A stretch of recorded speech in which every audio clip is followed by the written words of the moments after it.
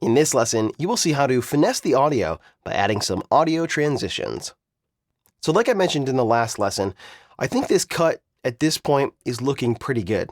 But some of these audio transitions are not very nice sounding. They sound a little abrupt and a little rough around the edges. Now you're going to learn more about effects in the next 2 lessons, but I did want to go over some basic audio transitions which can be found right here in the effects panel. So if you jump down here, underneath audio transitions, there's only one folder, and that's crossfade. And there are 3 default audio transitions. You have constant gain, constant power, and exponential fade. And all of these do a very similar thing. When you apply one of these crossfades between 2 media clips with audio, the transition will fade one of the clips down and simultaneously fade the other clip up. And these 3 transitions differ in how much and how fast they crossfade. But they all do a very similar thing. You see that constant power here is highlighted as blue, and if I right-click on it, it's because this one has been set as the default transition. If I wanted to set constant gain, I would right-click and just set that there, or exponential fade. But right now I have it set to constant power. The constant gain crossfade changes audio at a constant rate in and out as it transitions between clips. This crossfade can sometimes sound abrupt, so that one I don't really use. The constant power crossfade creates a smooth, gradual transition, which is more similar to the dissolve transition you might use between 2 video clips. This crossfade decreases audio for the first clip slowly at first, then quickly towards the end of the transition. For the second clip, this crossfade increases audio quickly at first, and then more slowly towards the end of the transition. So this is a pretty smooth audio crossfade right here. The exponential fade fades out the first clip over a smooth logarithmic curve, while fading up this second clip also over a smooth logarithmic curve. So again, all of these do a very similar thing. They fade out one clip while they simultaneously fade in the second clip. So let me show you exactly how these work. I'm going to jump over here in the timeline panel, and let's find one of these transitions that maybe could use a little bit of a crossfade between them.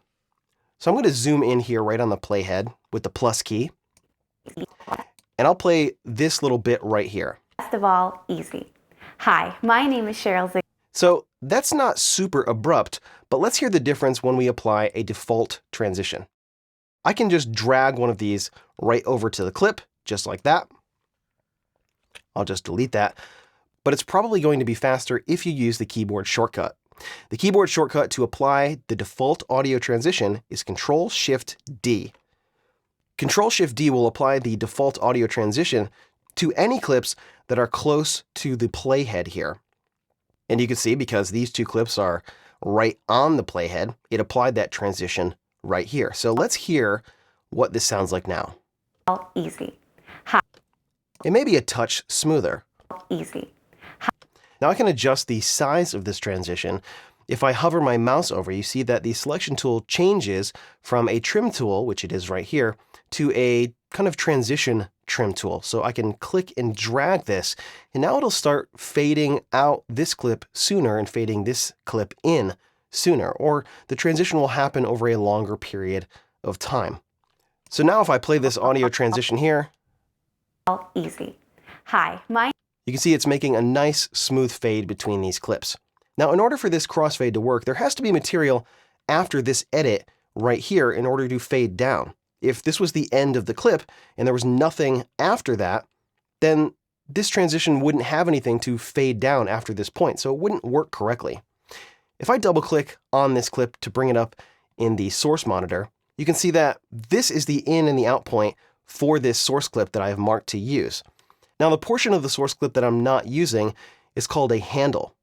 The handle between the clip's start point and the in point that I marked is sometimes called head material, and the handle between the clip's out point and the end of the media is sometimes called tail material.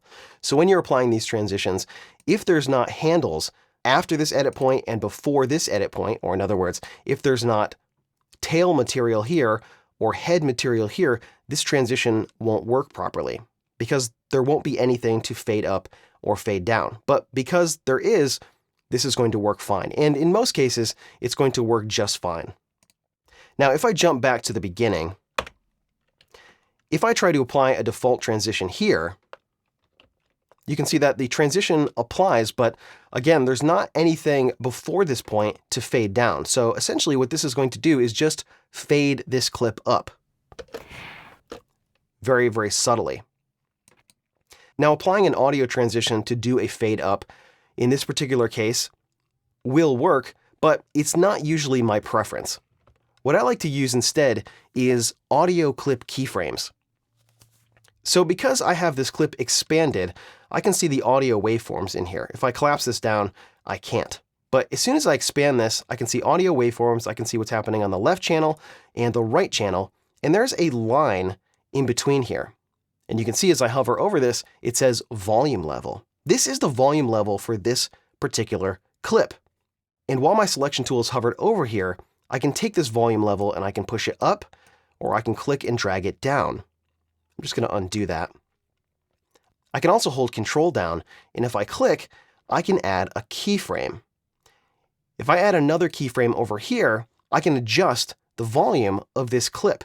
So what I will frequently do is create my own kind of audio transitions with clip volume level keyframes.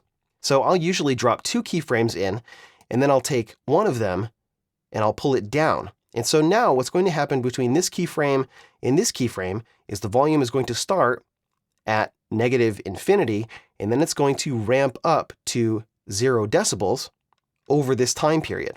And so now listen to what's going to happen. Have you ever had a... It basically faded in the audio. Now, the reason why I like to use keyframes in this situation over an audio transition is because it's faster. Let me just undo this for a second. The reason why it's faster is because I want this transition to happen between right here, right when she just starts talking, in the beginning of this clip. If I were to try to do that with an audio transition, what I'd have to do is apply the audio transition, and then I would have to adjust it out over here. But you see, at this particular zoom level, I don't get that transition trim tool. What I have to do at this point is zoom in a level, and then I can adjust the transition here so that it will do a similar thing. And this, for me, is an extra step. It's much faster for me to just hover my mouse over here, Control click, click, and then pull it down. For me, that's one less step, and I can do that much, much faster. And now, if I want to make any adjustments to these 2 keyframes, maybe I want to shorten this transition here, so I will hold Shift so that this keyframe snaps to the position that it was previously in. I can move this over to the left. And I can even do that when I'm zoomed way out like this. You can see I can still grab these keyframes and make adjustments, which you cannot do to these transitions here. I cannot grab this transition and make an adjustment. Now, I still can get to the transition adjustment from here, but I have to go over here to the effects controls. And because I have this transition selected, now I can jump up here and I can make an adjustment to it.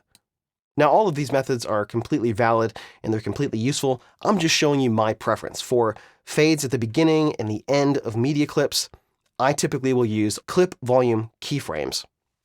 So let's keep playing here and see what we can do to clean up the rest of the audio here. bakery style chocolate chip cookies.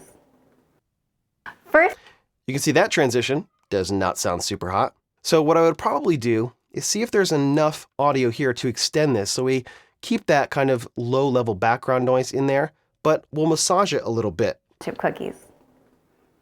First, I'm going to apply a default audio transition right here, and then see how that sounds. First, let's go over... I think that sounds pretty good, but I'd probably want to make this a little bit bigger. So what I would do is jump up here to the Effects Controls panel and maybe pull this back a little bit. First, so I get a nice clean breath there and it's not short sounding. And then I might take this and drop 2 keyframes right here and just pull this down so that this trailing noise comes down a little bit. First, let's go over the ingredients. That to me sounds a little bit smoother. Let me jump to the next edit point by hitting the down arrow, and I'll hit it again.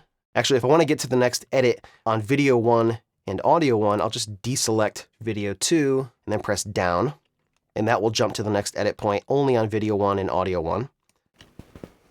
Before you start a So that sounds a little bit funny as well. Let me try another audio transition here.